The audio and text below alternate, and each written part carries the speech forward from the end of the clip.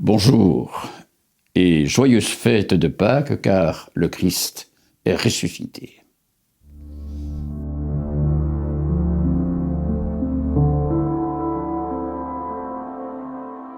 C'est vrai que nous sommes dans ce temps de Pâques et nous savons que la fête de Pâques, c'est le cœur de la foi chrétienne.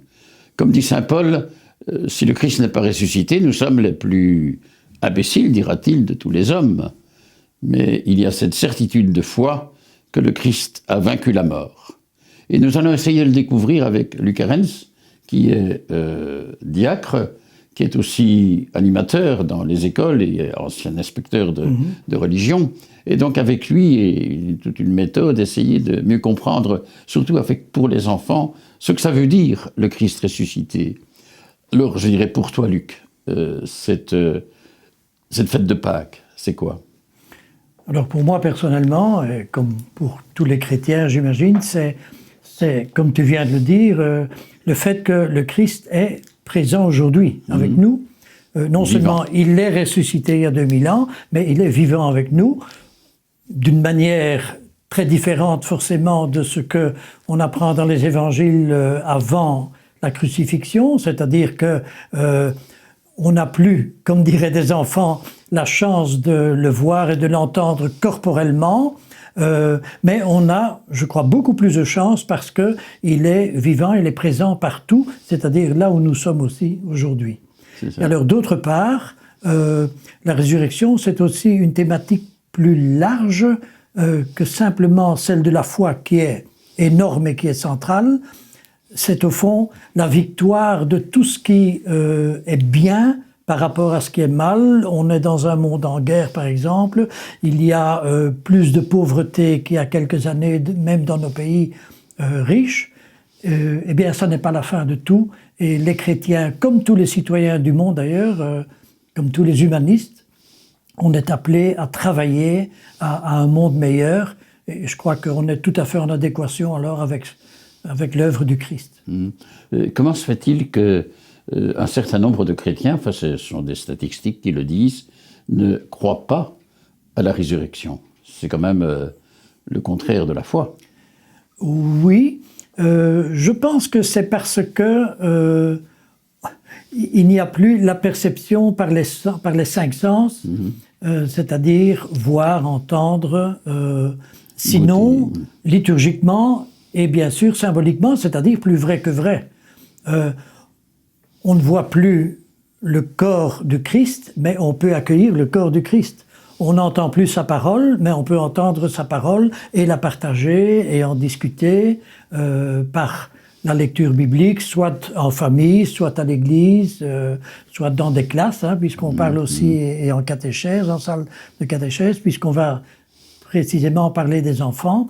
Mais je crois que donc, pour répondre à ta question, la difficulté pour les gens, c'est que on ne voit pas. Or, on est dans une société où tout passe par l'image, d'une part, et tout passe aussi par l'expérience personnelle. Alors, celui qui a l'expérience personnelle de la réalité du Christ dans sa vie ou dans la vie d'autrui, ça ne pose aucun problème, évidemment. Celui qui n'a pas encore fait cette expérience personnelle du Christ vivant, du Seigneur ressuscité, forcément est en grande difficulté de croire cela. Au fond, la résurrection en termes d'expérience, comme tu dis. Oui, tout à fait. Tout à fait. Je crois que ça c'est central, parce que quelqu'un qui n'en a pas l'expérience, soit fait foi à celui qui a la foi, donc il croit ce que dit quelqu'un qui croit au Seigneur ressuscité, soit il en est étranger, il dit peut-être, tant mieux pour lui. Quand tu as dit que j'étais diacre, quand je célèbre par exemple des funérailles, j'entends souvent des personnes qui, lorsqu'on parle de la mort et de la résurrection du défunt et du Christ, des personnes qui ne sont pas croyantes, qui ne sont pas chrétiennes, nous disent « Eh bien, vous avez de la chance, parce que vous avez une espérance, vous croyez en quelque chose, même si, disent-ils, on ne sait pas si c'est vrai, ou nous croyons, disent-ils, que ce n'est pas vrai, mais on voit que vous, ça anime votre vie. » Alors peut-être entrons dans une façon d'entrer dans le mystère quelque part. Oui. Et tu as travaillé cela un petit peu pour que des enfants aient accès à ce mystère de la résurrection. Tout à fait. Tu peux nous aider à entrer dans cette dynamique-là? Oui, alors ici on entre évidemment dans la pédagogie religieuse, la pédagogie catéchétique. Il y a tout d'abord un premier stade qui est celui de la Bible, celui du récit. Parce que si les enfants ne savent pas que Jésus a existé en Palestine il y a 2000 ans, bon, ça c'est pour les plus grands, hein, ceux qui commencent à avoir une notion du temps, mais donc s'il n'y a pas de récit, ben, il n'y a aucune possibilité d'avoir accès au mystère que révèle le récit. Or, pour raconter avec des enfants, il faut des objets, il faut bien sûr le texte lui-même, le récit, mais le récit lui-même risque surtout pour des petits de rapidement être en dehors de leur perception parce que même les spécialistes en communication nous disent que même pour les adultes, la captation maximum c'est 7 minutes. Donc pour des petits-enfants évidemment.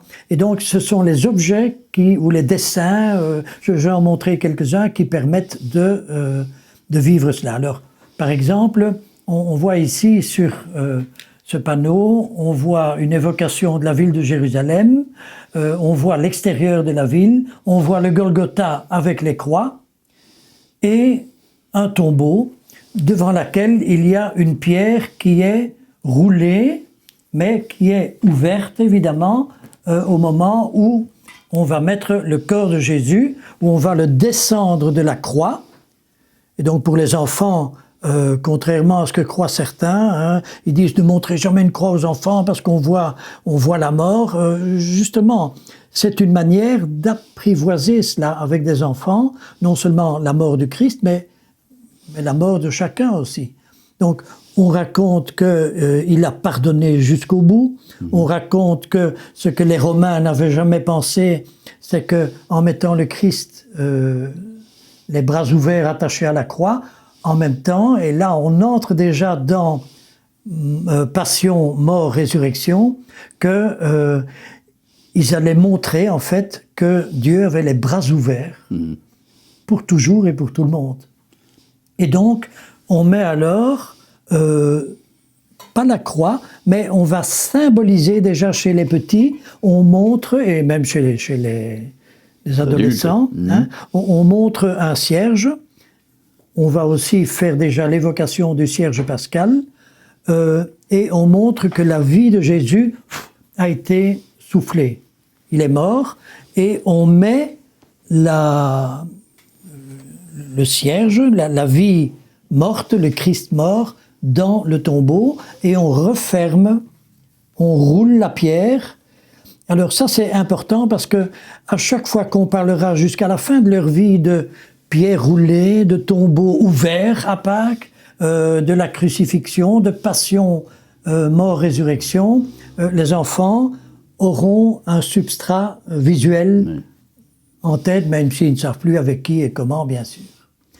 Et lorsque on parle du matin de Pâques, on roule donc la pierre en disant bien que là, on est vraiment dans le mystère, puisque aucun des évangiles n'a raconté ce moment. Ils racontent qu'ils arrivent avec la pierre est roulée, le tombeau est ouvert. Et donc, on ressort le cierge et on le rallume. Vous voyez ? Et donc, en même temps, on fait une initiation liturgique, même si les petits ne s'en rendent pas compte ou n'iront que dans quelques années à l'église, ou même jamais. Mais voilà, c'est en même temps de la liturgie, une initiation liturgique, et en même temps, on travaille avec le récit. Même chose pour la dernière scène, par rapport à la résurrection. On prend par exemple, si possible, hein, si on est prêtre ou diacre, évidemment, on a accès à la sacristie. Alors on peut montrer de près aux enfants en salle de catéchèse ou en famille, parce qu'il y a des catéchèses familiales, ou en classe, on peut montrer le pain et le vin et signaler justement que non seulement c'est Jésus qui pendant toute sa vie a donné son temps, a donné sa parole, a donné ses forces, a donné son esprit, mais que maintenant, avec le corps du Christ qu'on peut accueillir, on va encore pouvoir le recevoir en nous. Et on voit que c'est très concret. Et alors, également, en montrant le pain brisé, on montre que c'est une magnifique symbolique de la vie brisée de Jésus sur la croix, ce que probablement les disciples n'avaient pas compris avant, mais ce qu'ils ont compris justement après, et surtout après la résurrection, et surtout après la Pentecôte, puisque tout ça fait un, bien sûr, dans le mystère. Alors à partir de là, on remarque que pour entrer dans ce mystère de la résurrection, il y a toute une symbolique. Tout à fait. Et donc il faut être ouvert à cette symbolique pour comprendre. Et ça prend progressivement. Par exemple, toute la psychologie pédagogique nous apprend que normalement, avant 8 ans, ça c'est un âge moyen évidemment, hein, avant 8 ans, les enfants n'ont pas accès, ou pas pleinement, sauf quelques-uns, justement au langage symbolique. Donc, s'il y a un tombeau, il y a un tombeau. S'il y a une croix, il y a une croix. S'il y a du pain, il y a du pain. Mais donc, le fait qu'ils connaissent déjà cela depuis l'âge de l'école maternelle et en première et deuxième primaire, pour faire un parallèle avant 8 ans, ils découvrent les récits et progressivement, par la suite, on va reprendre tout cela et là, ils vont avoir accès à la symbolique, y compris, comme on vient de le voir, à la symbolique liturgique. Par exemple, pour montrer le don total du Christ et faire accéder les enfants au mystère du sang du Christ alors que c'est du vin, on peut montrer qu'on prend par exemple des raisins, on n'est pas pris ici, mais on prend des raisins et on les écrase, et ça, les enfants, en gros, savent que, ou bien ils apprennent à ce moment-là, que le vin est fait avec du raisin. Donc le Christ a tout donné jusqu'au bout. Et ça, c'est la symbolique de son sang, de toute sa vie donnée, du vin dans la coupe. Ce qui veut dire que les évangiles ne se comprennent que dans la lumière de la résurrection. Tout à fait. Je pense à ce que tu dis, et une phrase de Jésus qu'on peut relire dans le contexte, c'est qu'il n'y a pas d'amour plus grand que de donner sa vie pour ceux qu'on aime. Exactement. Et que de tout, on peut multiplier. Et quand Jésus dit « Je suis venu pour qu'ils aient la vie et qu'ils l'aient en abondance », on entre dans la résurrection. Donc ça veut dire que les évangiles ne se comprennent et ne se lisent que dans la lumière de la résurrection. Normalement, oui. Hein, mais même la nativité, c'est le Seigneur qui vient parmi nous. C'est ça. Et avec la résurrection et la Pentecôte, il reste parmi nous, vivant pour toujours. C'est ça. D'ailleurs, pendant toute sa vie publique, on l'a bien vu avec le pain partagé, pendant toute sa vie publique, il a tout donné. On ne sait rien de la vie cachée de Jésus. Non. Bon, donc, n'anticipons pas, on verra ça de l'autre côté, mais tous les évangiles ont été écrits, ça, les enfants à partir de la 3e primaire, 4e, et surtout en secondaire vont l'apprendre. Tous les évangiles sont des évangiles non seulement de Pâques, mais ils ont été écrits des dizaines d'années après la résurrection. Ce n'est pas une source de critique en disant « oui, mais est-ce qu'il y a une fidélité à ce qui s'est passé lorsqu'on fait des textes qui sont si loin dans le temps ?» Alors, la fidélité est ce que le Seigneur fait toujours avec tout le monde. Oui. Qu'il a montré dans une culture, à une époque, d'une manière particulière pour les gens qui étaient là, mais à partir de maintenant, nous ne sommes pas des Romains, nous ne vivons pas dans l'Antiquité. Or, tout ce qui est dans les évangiles, non pas de manière descriptive, comme si c'était du journalisme descriptif, mais de manière vraiment symbolique. Et je rappelle que le symbolique, c'est pas ce qui n'est pas juste. Le symbolique, c'est ce qui est plus vrai que vrai, c'est-à-dire au-delà de la vérité du récit qu'il y a dans les évangiles, il y a la vérité de ce que le Seigneur fait avec nous maintenant. D'ailleurs, dans plusieurs évangiles, on voit qu'il s'agit de nous. Par exemple, Je prends un évangile de la résurrection, les disciples d'Emmaüs. Bon. Un évangile pascal par excellence. Par excellence. Hein, le Christ est déjà ressuscité dans le récit biblique. Bon. En Saint Luc. Que fait le Christ? Eh bien, il va sur le chemin avec des gens qui sont déçus de tout ça. Oui. Qui n'ont pas cru et qui n'ont pas donc compris. Ça veut dire que symboliquement, il tourne le dos, non seulement à la ville de Jérusalem, mais il tourne le dos à la vie, la passion, la mort et la résurrection de Jésus. Et que fait le Christ ressuscité, avec nous aussi? C'est nous rejoindre sur notre chemin, là où nous en sommes aujourd'hui. Or, des personnes, nous parfois, nous sommes en difficulté. Hein, c'est pas parce qu'on est chrétien que pour ça, du premier au dernier jour de notre vie, notre niveau de foi, si on peut parler ainsi, serait toujours parfait. On n'est pas dans l'évidence. On n'est pas dans l'évidence, on est dans la foi, on fait confiance. Et parfois, on se demande si on fait bien de faire confiance. C'est normal, le doute fait partie de la foi. Et donc, ce texte-là montre que le ressuscité est lui-même capable de tourner le dos à tout ceci, parce qu'il y a quelqu'un qui est plus important que lui, c'est nous. Et il s'agit bien de nous, parce que Saint Luc, dans son évangile d'Emmaüs, Luc chapitre 24, dit qu'il y a Cléophas et l'autre. Il n'y a pas de nom. L'autre, ça peut être chacun de nous, voilà. Bien entendu.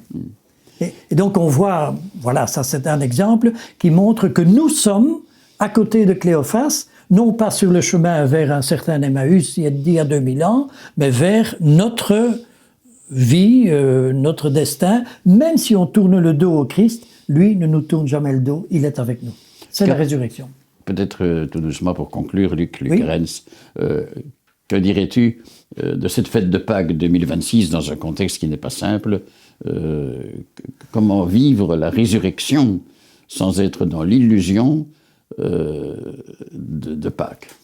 Alors, aucun d'entre nous n'est évidemment président des États-Unis, la place est prise pour l'instant, ni responsable d'une grande ONG ou quoi. Bon, chacun à sa place, nous pouvons amener avec l'esprit et la force du Christ, qui est celui de vouloir le bien pour chacun où on est, que ce soit dans notre famille, dans notre école, dans notre bureau, dans notre rue, dans notre quartier, peu importe, en tant que citoyen dans notre Belgique, nous avons comme mission de rendre le monde un peu meilleur là où on est. Là-dessus on a prise. D'une part, et d'autre part, la résurrection aussi, c'est l'occasion de dire au Christ, ou de demander au Christ qu'on puisse lui refaire confiance, et donc ça se passe dans la prière, dans la liturgie aussi. Voilà.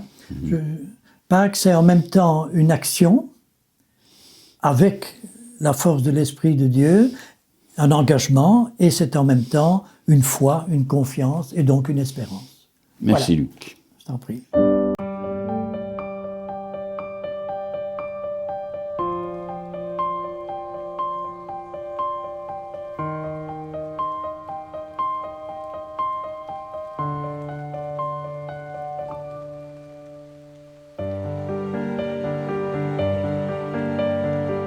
Peut-être pour poursuivre justement, et après Pâques, on entre en Église dans le temps de l'Église justement, et on avait rencontré il y a quelques semaines le père Patrick Gillard, un prêtre dominicain.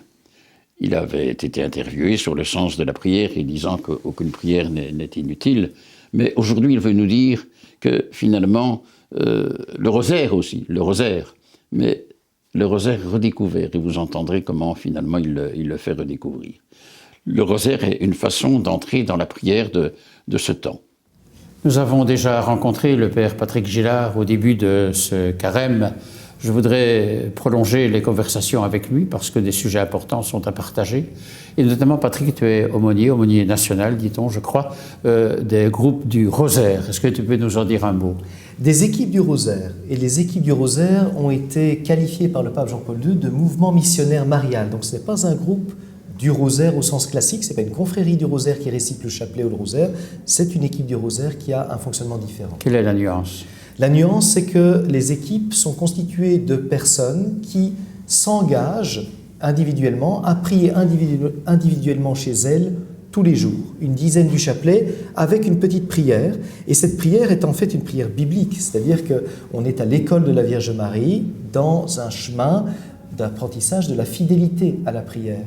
Et puis une fois par mois, ces équipes se réunissent et lors de ces réunions, chaque équipe est invitée à trouver des personnes qui ne font pas partie du groupe à rejoindre le groupe. C'est ça. Et donc c'est l'aspect missionnaire qui qualifie particulièrement les équipes du Rosaire. Elles sont destinées à grandir, à se scinder, à évoluer. Ce n'est pas un groupe d'amis qui est destiné à être figé. C'est encore toute la question de la prière au cœur de la vie chrétienne. C'est la prière au cœur de la vie chrétienne. Une prière à Marie, cette fois-ci aussi. Enfin, par l'intercession de Marie, voilà. C'est vraiment une prière orientée vers le Christ, vers les mystères du Rosaire, mais qui passe par l'intercession de la Vierge Marie comme une école de prière. Et alors ces groupes se réunissent quand même, il y a bien sûr la prière individuelle chaque jour, mais se réunissent quand même aussi. Une fois par mois. Une fois par mois. Chaque groupe se réunit et invite donc des personnes étrangères. Il y a un partage. Alors il y a une prière qui est faite et qui est la même pour le monde entier, et c'est aussi très intéressant en fait d'élargir son cœur aux dimensions de la prière voulue par Dieu, c'est-à-dire aux dimensions du cœur de Dieu. Et donc de savoir que nous avons la même prière, évidemment dans sa langue, que ceux qui sont dans les équipes du Rosaire en Corée, en Australie, en Venezuela ou au Canada, permet en fait à chaque croyant de mesurer l'importance de sa prière. Sinon, on a toujours la tendance à ridiculiser sa propre prière, à la déconsidérer, à dire de toute façon si je ne prie pas, en fait, quel est l'impact ? Il n'y a pas grand-chose à y perdre, ce n'est pas ma petite voix qui compte.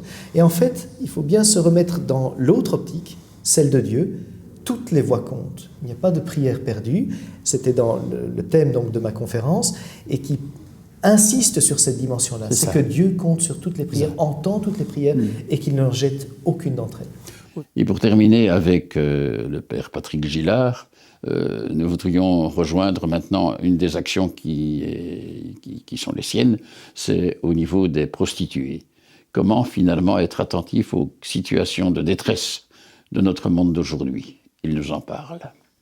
Autre sujet par rapport à ton travail aussi, c'est le contact avec les prostituées. Oui. Cette phrase de l'Évangile qui dit « Les prostituées vous précéderont dans le royaume des cieux ». Dans ta mission, comment tu relis cela? Alors les prostituées ne nous précèdent pas au royaume des cieux parce qu'elles sont prostituées, ça se saurait, mais très certainement, je le crois, à cause de l'humilité qui les caractérise. La grande différence, c'est qu'elles ne peuvent pas revendiquer une naissance ou un titre, mais qu'elles doivent se contenter de l'espace qu'elles occupent, la fonction qu'on leur assigne, ou qu'elles se sont assignées elles-mêmes, et elles ont pour la plupart conscience en fait d'être dans une situation qui ne correspond pas nécessairement au cœur de Dieu. Je me rappelle de l'une d'entre elles en particulier, qui était prostituée à Seraing, et qui me disait toujours, quand elle critiquait quelqu'un, elle se ressaisissait en disant « Enfin, qui suis-je pour critiquer ?» Et c'était une humilité permanente qu'elle avait. Alors parmi les personnes prostituées, beaucoup sont attirées par Dieu. Toute une série se prépare au baptême, à la confirmation, découvrent Dieu, découvrent qu'elles ont droit à s'approcher de Dieu. Et que ça ne dépend pas d'une autorité, quelle qu'elle soit, de dire tu peux ou tu ne peux pas dans l'état qui est le tien. Mais que Dieu en fait rejoint. Alors il y a une particularité en Belgique, c'est que l'Église essaye d'être attentive à toutes les détresses. Et nous avons donc des aumôneries qui sont présentes dans des domaines très divers, les étudiants, la prison, les hôpitaux, les marins, tout ce qu'on veut.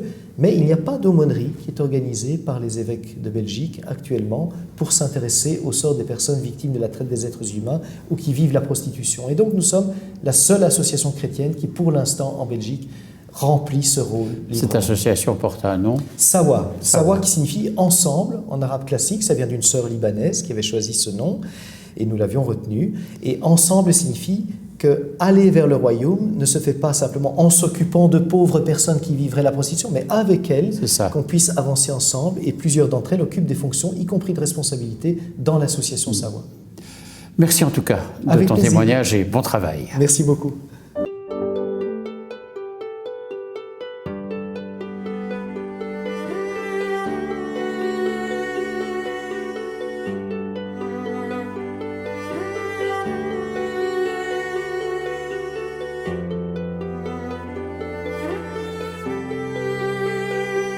On remercie encore Luc Arens pour sa contribution et sa participation à cette émission. Je vous souhaite de très heureuses, très chaleureuses fêtes de Pâques et vous fixe rendez-vous pour un nouveau numéro de Signes des temps. Au revoir, à très bientôt.